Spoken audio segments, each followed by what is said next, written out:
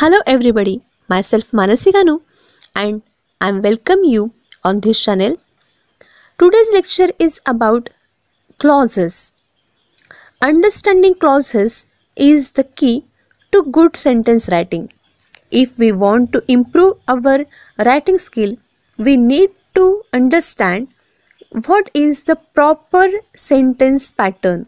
We need to understand how can we change the sentences in different clauses, in different types. So let us begin.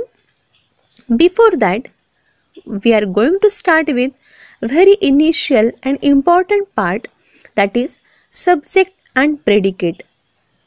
Subject and predicate are the parts of the sentence. Subject is made up of all the words that tell who or what the sentence is about.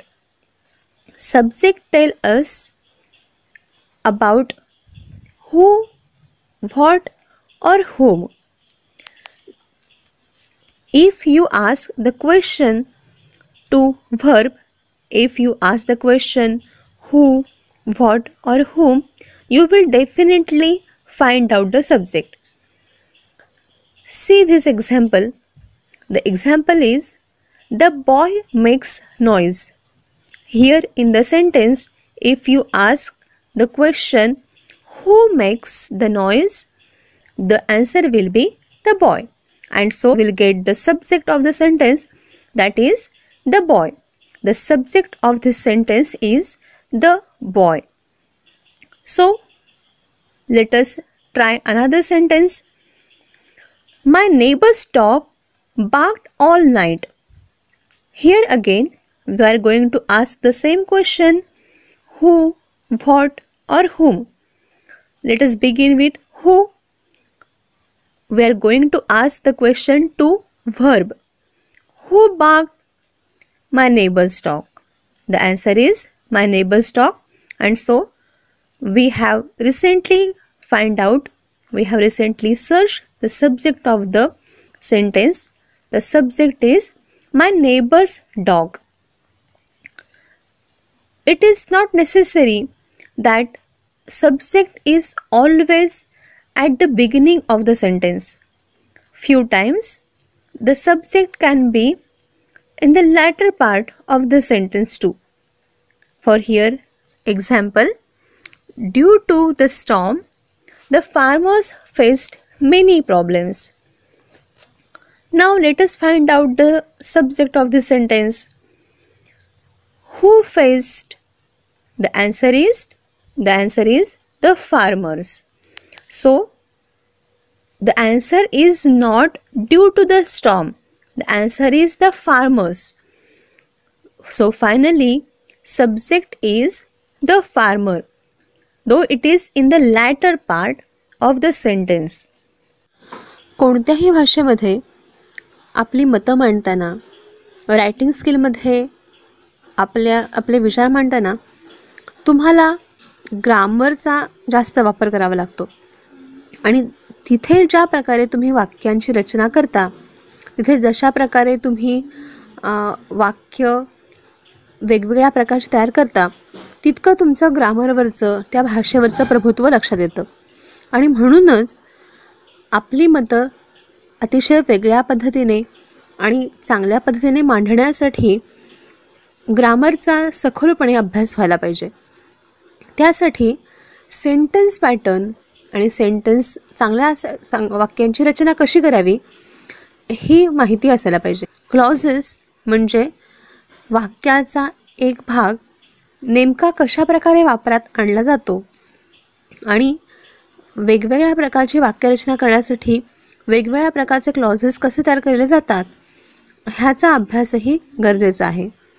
आता म्हणूनच आपण क्लॉजेसचा अभ्यास करतोय, तर त्याच्या आधीही वाक्यामध्ये main आणि प्रेडिकेट काय आहे हे आपण बघूयात. सब्जेक्ट म्हणजे असे शब्द जे आपल्याला वाक्यामध्ये वाक्य कशाबद्दलचं आहे किंवा त्या वाक्यातला कर्ता कोण आहे याची माहिती देतात. आपला सब्जेक्ट शोधण्यासाठी आपण क्रियापदाला हू, व्हॉट किंवा whom असा प्रश्न मिळाला की जे उत्तर मिळतं ते सब्जेक्ट असतं. आता मघाच्याच वाक्यामध्ये द बॉय मेक्स नॉईज ह्या वाक्यामध्ये हू मेक्स नॉईज, कोण गोंधळ घालतंय, तर द बॉय हे आपलं उत्तर मिळतं. आणि म्हणून कर्ता कोण आहे, तर द बॉय हा कर्ता आहे. आता असंच कर्ता हा वाक्यामध्ये फक्त सुरुवातीलाच वापरला जाईल असं नाही. कर्ता हा वाक्यामध्ये अगदी सुरुवातीलाच असेल असं नाही. कर्ता शोधण्यासाठी क्रियापदाला हू किंवा व्हॉट किंवा हुम असा प्रश्न विचारला की जे मिळतं तो कर्ता असतो, तो त्या वाक्याचा सब्जेक्ट असतो. आता मघाचं बाकी घेतलेलं दुसरं एक्झाम्पल बघूया. Due to the storm the farmers faced many problems. या वाक्यामध्ये हू फेस्ड हा प्रश्न विचारला की जे मिळतं ते अर्थातच तो वाक्याचा कर्ता आहे. ड्यू टू द स्टॉर्म म्हणजे वादळामुळे असं जरी सुरुवातीला आलेलं असलं वाक्यामध्ये तरीही वाक्यात सुरुवातीलाच येणारा कर्ता असतो असं नाही. वाक्यामध्ये क्रियापदाला हू, व्हॉट किंवा हुम असा प्रश्न विचारला, यापैकी कुठला तरी एक प्रश्न विचारला तर त्याचं जे उत्तर येईल तो त्या वाक्याचा कर्ता असतो. आता उरलेलं वाक्य ह्याला प्रेडिकेट म्हणता येईल. उरलेलं पूर्ण वाक्य याला आपण प्रेडिकेट म्हणतो. Predicate is the part of a sentence or a clause that tells what the subject is doing or what the subject is. It includes verb and all other words. Predicate म्हणजे वाक्याचा असा उरलेला भाग, subject सोडल्यास असा उरलेला भाग ज्याच्यामध्ये वाक्यामध्ये उरलेल्या बाकीच्या शब्दांचा समावेश असतो. कर्ता काय करतो आहे किंवा कर्त्याची कशासंबंधीची क्रिया चालू आहे किंवा वाक्यामध्ये उरलेली जी बाकीची माहिती असेल कर्त्यासंबंधीची त्या सगळ्या माहितीचा समावेश ह्या प्रेडिकेटमध्ये असतो. प्रेडिकेटमध्ये क्रियापद म्हणजे व्हर्ब आणि बाकीचे अनेक शब्द, त्याच्यामध्ये ॲडजेक्टिव्ह असू शकेल, ॲडव्हर्ब असू शकेल, अशा अनेक गोष्टींचा समावेश प्रेडिकेटमध्ये होतो. प्रेडिकेट म्हणजे उरलेलं बाकीचं सगळं फुलस्टॉपपर्यंतचं पूर्ण वाक्य. जसं आपण मघाशी बघतोय, for example the boy makes noise. Here subject is the boy and remaining part means makes noise. This is predicate of that sentence. In another example, my neighbor's dog barked all night. Here my neighbor's dog, this is only subject, and remaining all the sentence means barked all night. All these three words are predicate of the sentence. Next sentence is due to the storm the farmer faced many problems. Here, as we have earlier seen, the farmers, this phrase is subject and remaining all other part of the sentence, all other part means due to the storm faced many problems. This all part is predicate of the sentence. आता ह्या वाक्यामध्ये बघा, पहिल्या वाक्य असं होतं the boy makes noise. ह्या वाक्यामध्ये द बॉय हा सब्जेक्ट आहे, तर मेक्स नॉईज हे पूर्ण प्रेडिकेट आहे. त्याच्या पुढचं वाक्य म्हणजे माय नेबर्स डॉग बार्क्ड ऑल नाईट.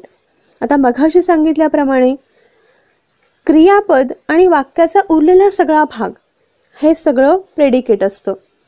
आता माय नेबर्स डॉग हे सब्जेक्ट आहे, तर बाकीचा उरलेला सगळा भाग म्हणजे बार्क्ड ऑल नाईट हे सगळं प्रेडिकेट आहे. Due to the storm the farmers faced many problems.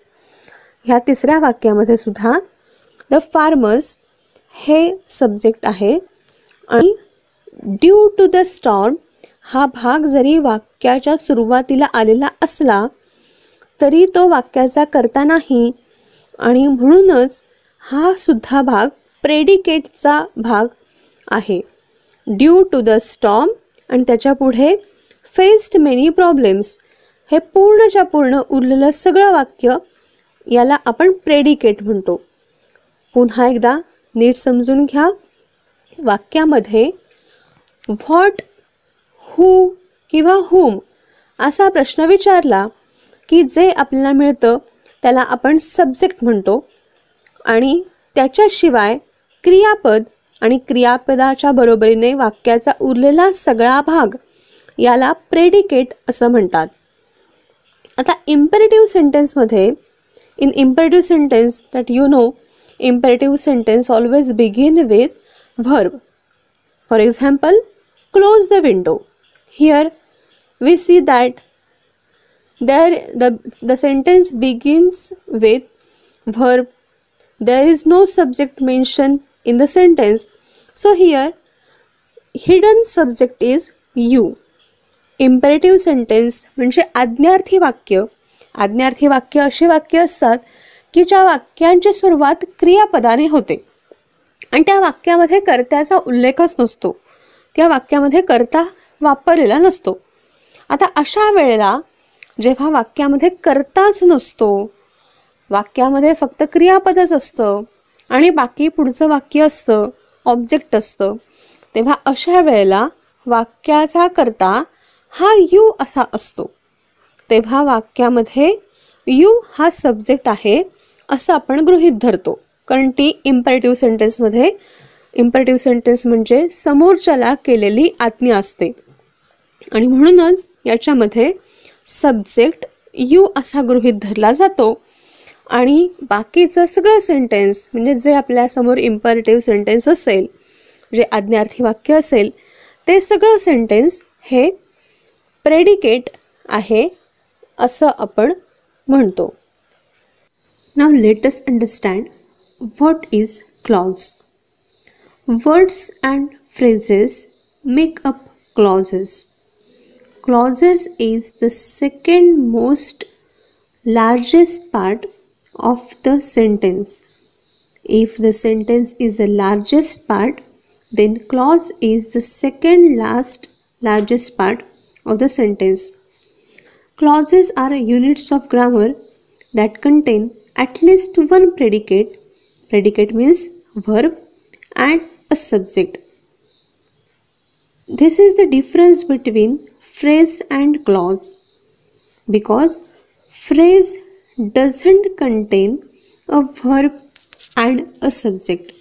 Phrase means only a group of few words which are properly arranged, but phrase doesn't contain a verb and a subject, but clause contains proper a verb and a subject.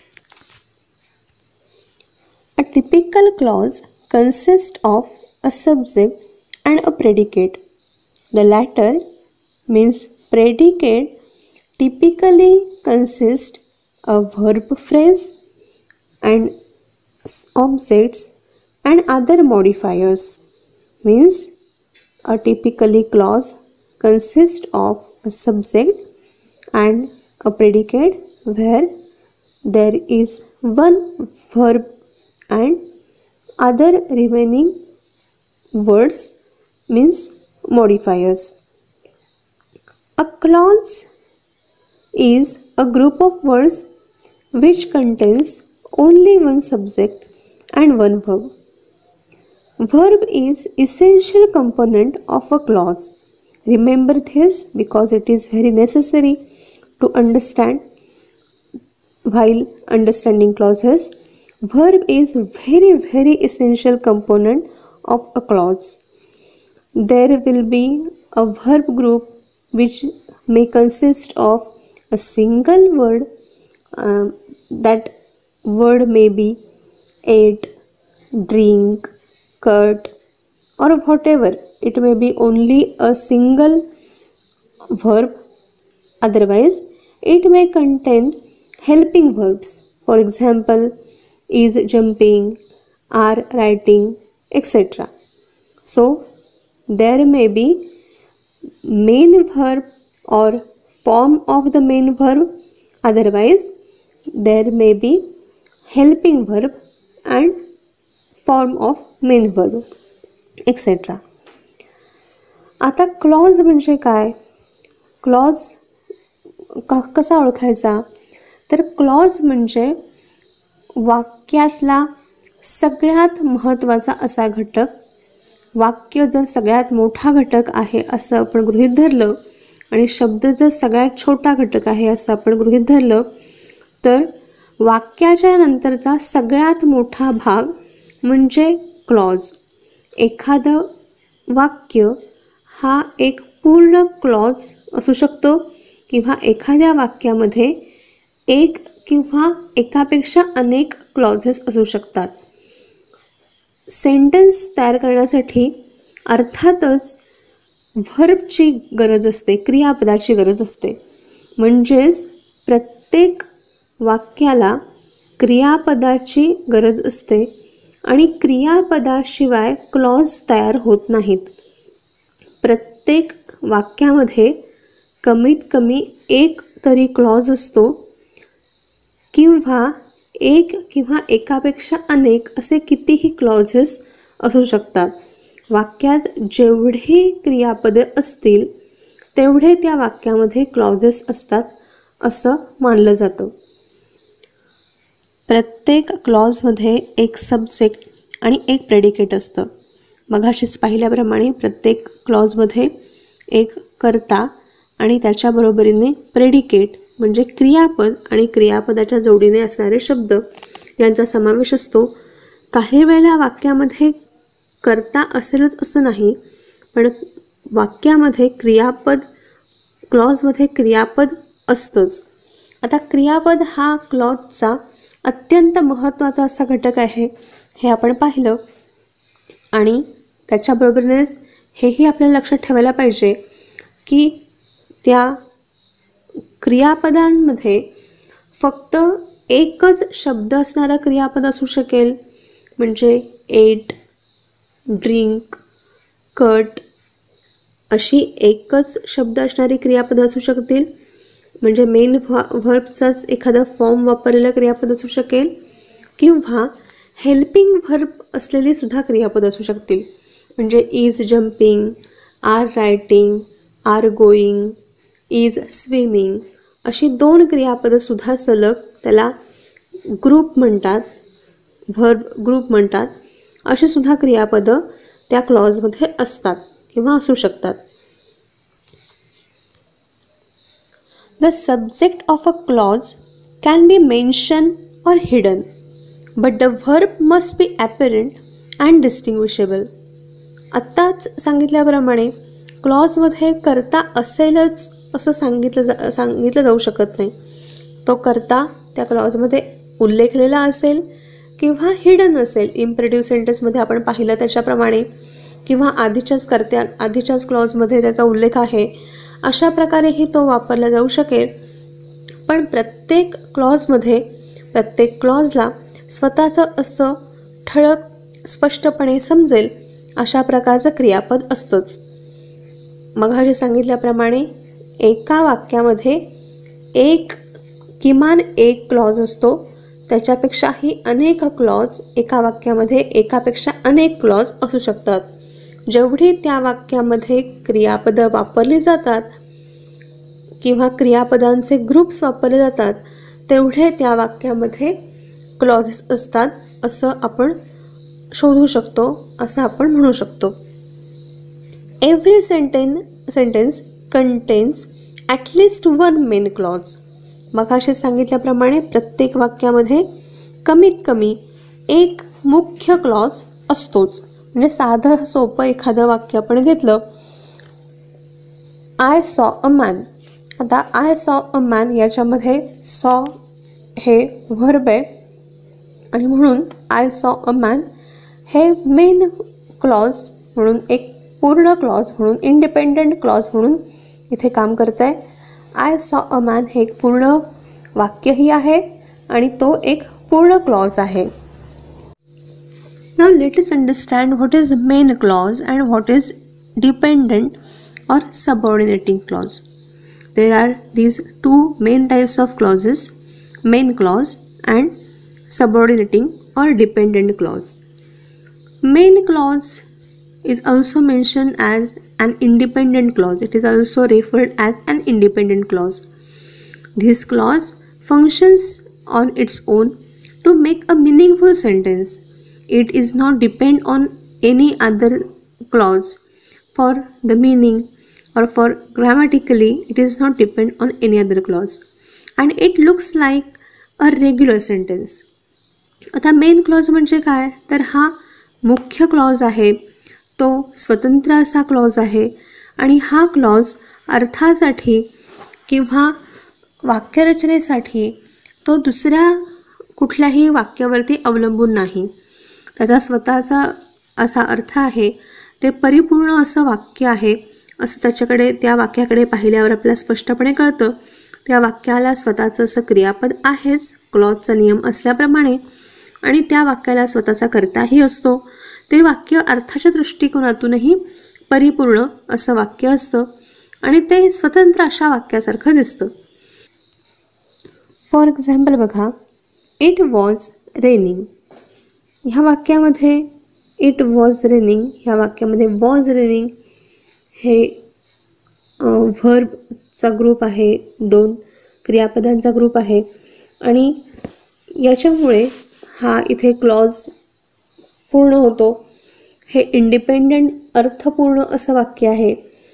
It was raining म्हणजे तेव्हा पाऊस पडत होता. आता अर्थाच्या दृष्टिकोनातून परिपूर्ण असणारं स्वतःचं क्रियापद असणारं हे वाक्य. देअर इज अ हाऊस ह्या वाक्यामध्ये इज हे मेन व्हर्ब आहे.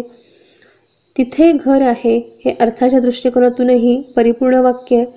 त्या वाक्याला त्या क्लॉजला स्वतःचा असा अर्थ आहे, त्या वाक्याला स्वतःचं असं क्रियापदही आहे इजच्या रूपाने आणि म्हणून ह्या दोन्ही वाक्यामध्ये in this two sentences there is independent verb in each clause and so we can call it as main clause or independent clause. These two clauses are independent because both have independent verbs, both are fulfilled with meaningful sentences, both are correct meaningful sentences and so it both clauses are main clauses, different main clauses. Now let us understand what do we mean by dependent clause. Dependent clause is also mentioned as subordinate clause. It is also called as subordinate clause. It actually means that it cannot function on its own because it leaves an idea or thought unfinished. It is depend on somebody. It is depend on main clause or independent clause for its meaning. आता अर्थात त्या नावाप्रमाणेच dependent clause हा कुठल्या तरी दुसऱ्या क्लॉजवरती depend आहे. तो सबऑर्डिनेट आहे म्हणजेच तो अपूर्ण आहे. तो कुणासाठी तरी कुठल्या तरी दुसऱ्या क्लॉजवरती अर्थासाठी अवलंबून आहे. त्याला स्वतःचं असं परिपूर्ण वाक्य करता येणार नाही. कुठेतरी तो विचार अर्धवट राहतोय किंवा कुठल्या तरी गोष्टीसाठी तो क्लॉज दुसऱ्या कुठल्या तरी क्लॉजवरती डिपेंड आहे आणि म्हणून त्याला सबऑर्डिनेट क्लॉज किंवा डिपेंडंट क्लॉज असं म्हणतात.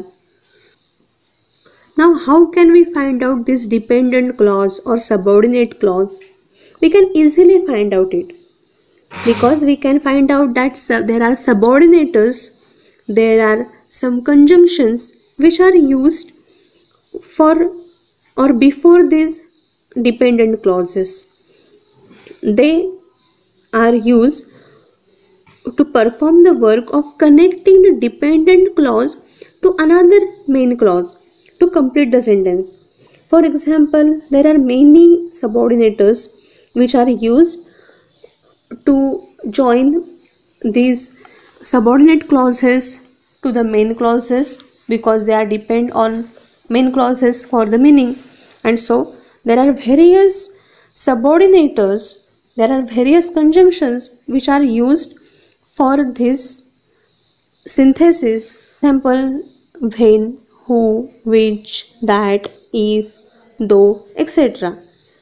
आता डिपेंडंट क्लॉज हा स्वतःचा पूर्ण काम स्वतः करू शकत नाही. त्याला जी काही कल्पना मांडायची असते किंवा त्याला जो विचार मांडायचा असतो तो अव्यक्त किंवा अपूर्ण होत असतो, कारण स्वतःच्या असलेल्या क्लॉजमध्ये तो पूर्ण आपल्या विचार मांडू शकत नाही. दुसऱ्या क्लॉजवरती अर्थासाठी हा क्लॉज अवलंबून असतो. ते परिपूर्ण असं वाक्य होऊ शकेल अशी क्षमता त्या क्लॉजमध्ये नसते. आणखीन महत्त्वाची गोष्ट म्हणजे हे क्लॉजेस कसे ओळखायचे, तर ह्या क्लॉजेसच्या सुरुवातीला सबऑर्डिनेटर्स वापरलेले असतात. त्या क्लॉजेसच्या सुरुवातीला ते वाक्य अपूर्ण आहे हे दर्शवण्यासाठी काही कंजंक्शन्स, काही दोन वाक्यांना जोडणारे शब्द वापरलेले असतात. त्याच्यासाठी WHचे जे सगळे शब्द आहेत, हू, हुम, हुज, विच, दॅट, इफ, दो, असे सुद्धा शब्द इथे वापरले जातात, कारण ही कंजंक्शन्स मेन क्लॉजशी त्या वाक्यांना, त्या डिपेंडंट क्लॉजला जोडणारी असतात. आणि म्हणूनच how to find out dependent clause, here I have given the solution. You can easily trace subordinators from that clauses which are usually at the beginning of the sentence. नेहमीच ह्या dependent क्लॉजच्या किंवा subordinate क्लॉजच्या सुरुवातीला असलेले सबऑर्डिनेटर्स किंवा conjunctions तुम्ही शोधून काढू शकता आणि त्याच्यावरून हा क्लॉज डिपेंडंट आहे हे तुम्ही ओळखू शकता. अर्थातच ह्याही क्लॉजला स्वतःचं असं क्रियापद असतं, पण अर्थासाठी किंवा एखाद्या कल्पनेसाठी ती वाक्य दुसऱ्या वाक्यावरती अवलंबून असतात, दुसऱ्या क्लॉजवरती अवलंबून असतात आणि म्हणून ती वाक्य पूर्ण होऊ शकत नाही. For example,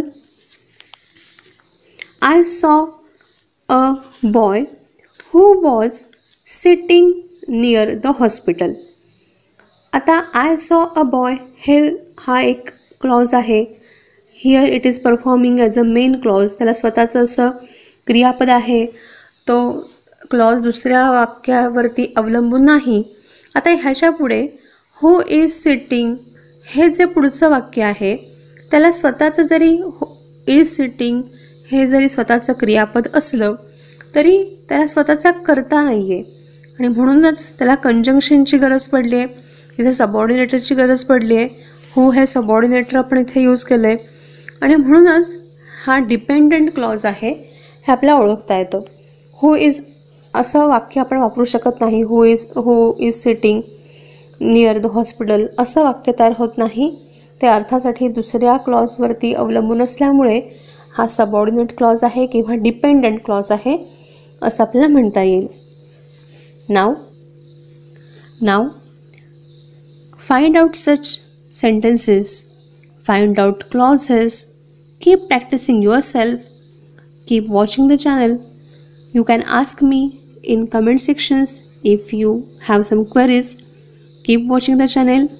Don't forget to share, like and subscribe. See you all in the next video. Thank you for watching.